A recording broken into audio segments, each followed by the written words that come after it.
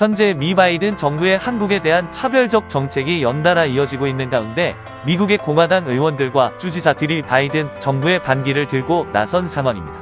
게다가 바이든 정부는 일본과 중국의 유화적 제스처를 펴고 한국만 제외한 상황이 나와 논란이 되고 있는데요.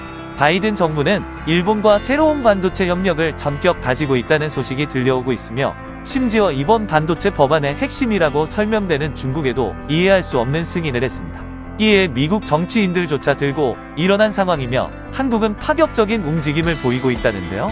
현재 미 공화당은 민주당의 바이든 정부에 어떤 점을 문제 삼고 있으며 왜 한국을 보호하려는지와 한국은 어떠한 대응책으로 현재의 위기를 벗어나려고 하는지 궁금한 상황인데요. 우선 바이든 정부는 최근 현대 자보조금 제외 논란에서 다른 나라는 모두 포함시켰는데 이를 두고 일각에서는 노골적인 한국 대립이라고 했으며 현재 한인 협회에서는 명백한 차별이라며 현재 미국 공급망에 막대한 기여를 한 한국만 제외해 버린 것은 파렴치하다는 비판이 이어집니다. 그런데 현대차는 둘째치고 정말 한국 산업의 중추인 반도체를 미국이 노린다는 의견이 계속 나옵니다. 특히 미국은 삼성, 하이닉스는 물론이고 대만의 TSMC 각 커져버린 것을 크게 경계하는 상황인데 이번 반도체 법이 대만은 물론이지만 한국을 노리고 있다는 정황이 여러 등장하는 것입니다. 대만 TSMC 같은 경우에는 어느 정도 미국의 반도체 식민화가 되어 있는 상황이기도 합니다. 애플과 같은 미 글로벌 기업이 외주를 주고 키워냈기 때문에 더더욱 그러한 것이고 따라서 마음만 먹으면 얼마든지 TSMC의 방향성과 진행 사업에 큰 타격을 줄 수 있습니다. 실제 현재 미국은 10년간 중국에 최첨단 공장을 짓는 것을 금지한 반도체법에 서명을 했습니다.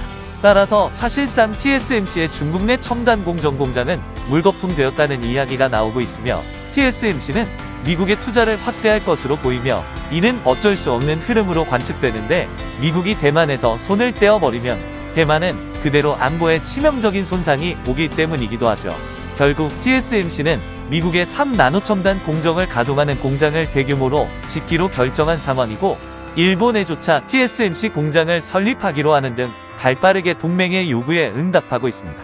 그런데 한국의 경우는 과거 미국이 일본을 반도체 시장에서 몰아내기 시작하면서 작은 틈새부터 성장해 오면서 현재에 이르렀고 일본이 몰락하면서 미국이 1위가 될 줄 알았으나 메모리 분야에서는 한국의 속도전을 따라올 수가 없어 한국이 오히려 세계 1인자가 된 것입니다. 그러다 보니 최근 미국은 과거에 내쳤던 일본의 손을 다시 잡는 모습이 펼쳐지고 있었는데요. 지난 7월 말 미국은 일본의 경상성과 더불어 차세대 반도체의 연구센터 건립을 협의했습니다.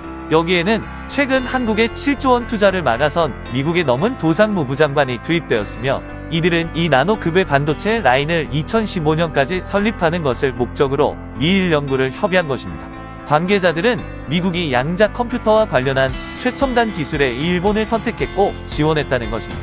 물론 이 나노급의 최첨단 공정을 2015년까지 일본에 마련한다는 것은 회의적인 일입니다만 어찌되었든 한국을 최근 배제하는 미국에서 일본의 대규모 지원과 투자를 한다는 게 우려되는 것이죠.